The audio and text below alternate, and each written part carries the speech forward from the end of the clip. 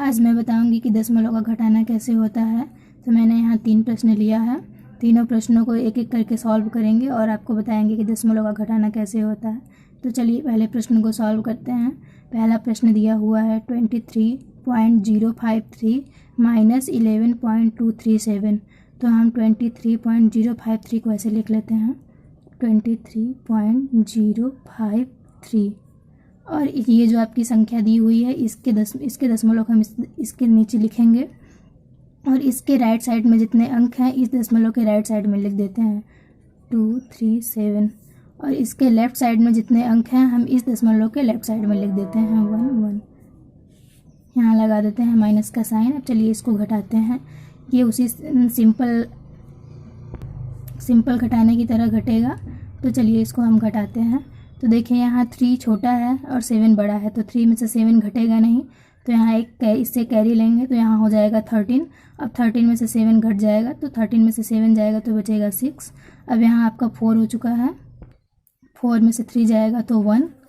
अब यहाँ 0 है और 2, तो 0 में से 2 नहीं घटेगा तो यहाँ एक कैरी लेंगे तो हो जाएगा यहाँ 10। अब 10 में से 2 चला जाएगा तो बचेगा 8। दशमलव के नीचे दशमलव लिख देंगे। अब यहाँ आपका 2 बचा है तो 2 में से 1 जाएगा तो 1, 2 में से 1 जाएगा तो 1। ये आपका आंसर हो गया। चलिए अब सेकंड प्रश्न को सॉल्व करते हैं। तो आपका सेकंड प्रश्न है 10.45 माइनस 1.345।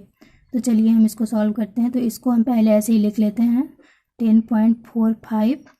अब इसके नीचे इसके दशमलव को लिख देते हैं और इसके राइट साइड के अंक को इस दशमलव के राइट साइड लिख देते हैं 3 4 5। और इसके लेफ़्ट साइड के अंक को इसके दशमलव के लेफ़्ट साइड में लिख देते हैं। तो यहाँ 1, यहाँ लगा देते हैं माइनस का साइन। अब देखिए जो ये नीचे है यहाँ 3 अंक है दशमलव के बाद और यहाँ ऊपर दशमलव के बाद 2 अंक है। तो यहाँ हम 0 लगा देते हैं जिससे आपको घटाने में आसानी होगी।